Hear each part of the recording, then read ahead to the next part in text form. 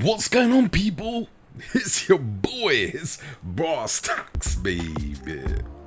You already know. Now listen, don't worry, it's not going to be this brasstax logo thing for the whole video. I'm going to show you some stuff. But listen, first things first, right? I have been telling you and dropping hints for the last few months that I'm looking to get a new TV, okay? Firstly, I just want to say I did not, there was nothing really wrong with the Q90, nothing at all. It's brilliant TV and everything, but to be honest, I was just getting a little bored. Yeah, I needed a change.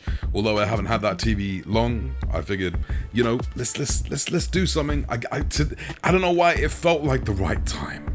And I figured, if I'm going to get the new consoles, I might as well get a new TV. Your boy's been working hard, so you had a little bit of extra expendable income. And I know what happens is, if I don't get what I want, I'm going to go back.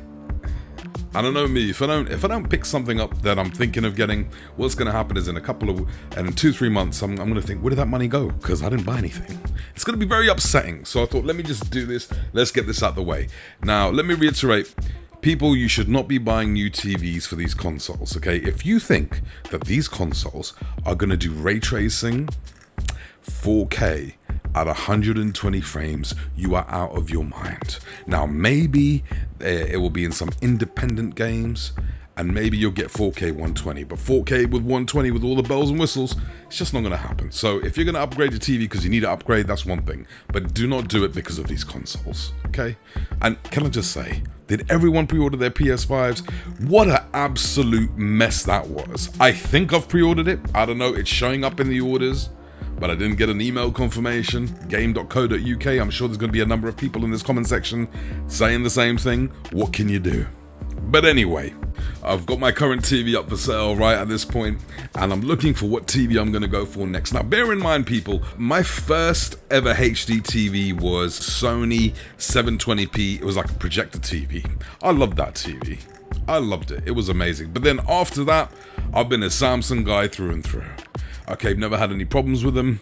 Great, bright, vibrant colors, right? I like that HDR. That's why I tell you what the HDR is like. But, you know, I needed to upgrade. So I was stuck. I was torn between these three HDR juggernauts, okay?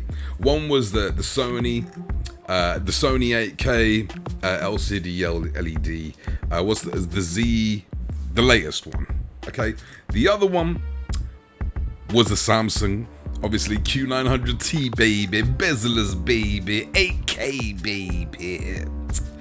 And the other one was the OLED CX. Now, we all know about OLEDs, no point me talking, OLEDs are supposed to be the best, okay? In any case, I made my decision and placed my order. As I placed my order, I had sold my previous television. And as luck would have it, after selling my TV, I got an email stating that my new TV is going to be delayed by a couple of weeks.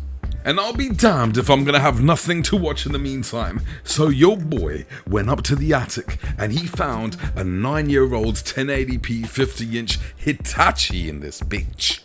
Hitachi. Okay? It's terrible. People, look at this amazing TV. Look at it. It's just outstanding. You see the colors, you see the pop, you see the HDR. God damn. It's amazing. 50 inches, Hitachi. Hitachi ain't been around for like 80 years, but guess what? I've got one. Yeah? It's Hitachi 50 inch. Yeah? 1080p. Yeah? 1080p. Yeah? DSC like I have never seen before on a TV. Okay? This takes dirty screen effect to a whole new level, okay? 107 milliseconds input lag. You know, this TV is a rarity. It is a gem. It is a gem, okay? I'm going to put this up on eBay, see what I can get for this antique right here. Now, you're probably thinking, what is this TV? I mean, as you can see, there's no cable management. I thought, you know what? Forget it. You know what? We've been spoiled. Well, this low input lag and everything, try playing Call of Duty on that, see what happens. I'm going to tell you what happened. I died very much. And, you know, it was not pleasant at all. It was not a pleasant experience. Luckily, I got a phone call from the company with a new TV saying, hey, look, we've just got it in stock. Let's deliver it to you. When do you want it? I told them as soon as possible. I'm stuck here with like 200 millisecond lag in this bitch. So anyway, they delivered it. And it's a big box. These poor guys had to carry the box up 2 flights of stairs. Crazy. But anyway, I guess you want to see what TV it was. So I'm not going to tell you. I'm going to show you and see if you can tell what it is.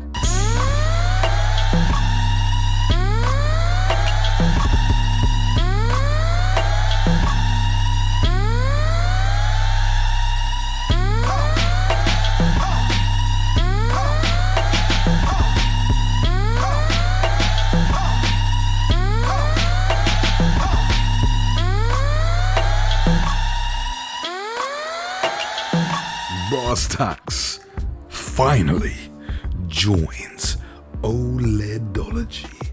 God damn. Before I even tell you what I think of the TV itself, can I just say how difficult me and my boy must have been standing here for at least an hour trying to figure how to mount this thing. Because it's all screen and you don't really know how to lift it. That's the only problem with this thing. But we got there in the end. Okay, now before I talk about what I think, let me just say this. Just like everyone else, I love nice things. I'm not a fanboy.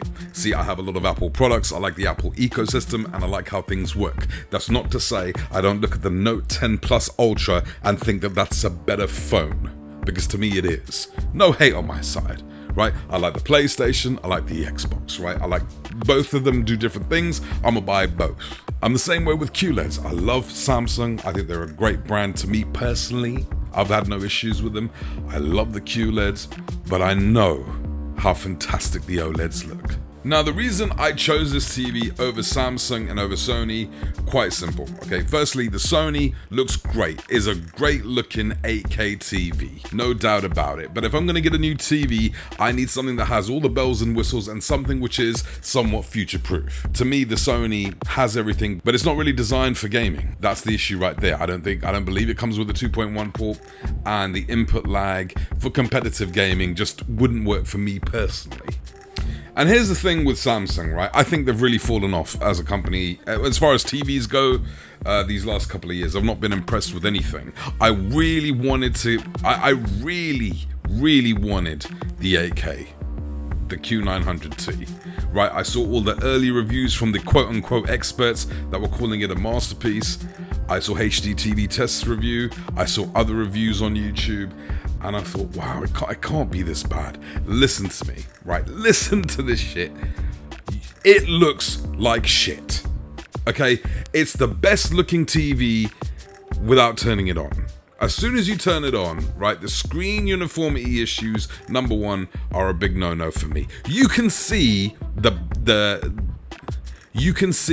panel through the screen in very bright scenes. And let's talk about brightness. This TV is not bright. It's the dimmest TV, the Samsung TV I've ever seen. And finally, in terms of 8K, it does not look any better. There was a Q90T right next to it, which was also 75 inches, and that looked better. I've also seen this TV right next to the CX, and I think shout out to Tech Giant. I do love his stuff, right? And he said, QLEDs are like Lamborghinis, right? They're like, look at me, look at me, look at me, whereas I guess an OLED would be a Rolls Royce. And I totally agree with that analogy. If you don't watch Tech Giant, just check him out. And like I said, this Samsung was very dim. I expected it to be the hot bimbo in the crowd, say, look at me, look at me, look at me, baby. But that clearly didn't happen. When I think of QLEDs, I'm thinking of a very vibrant, very warm, very colorful image that pops. Perhaps an overly bright image. Not necessarily reference, but something to appreciate when you look at it. Something that's got that wow factor. It didn't have any of that here. Sure, the colors were great, but it was just a dimmed down version of itself, and it's trying to go for accuracy now. Samsung, stick to what you're good at, okay? Because firstly, the TV's far too thin for LCD LED, right? That's number one. Number two, if you are going for accuracy, you're trying to be an OLED. You're not going to be better at being an OLED than an OLED, which was painfully obvious when the C10 was sitting right next to it. The C10 destroyed it in every single way. I'm talking brightness, I'm talking colors, I'm talking saturation, the richness in the tone, just the depth. It beats it in every way. I'm not even, listen, I'm totally unbiased. I'm a QLED guy. I was just like, I could not believe what I was seeing. Because firstly I said, let's get rid of this demo shit. Let's put some normal YouTube shit on and let me see. And the Q900T fell apart. And I was lucky enough to be in a position where both of them were pretty much the same price. The 8K QLED and this specific OLED were more or less the same, give or take maybe £200-300. It didn't matter to me which one I got. I wanted to go for the one which was better. And one thing I learned was picture quality beats resolution every single time.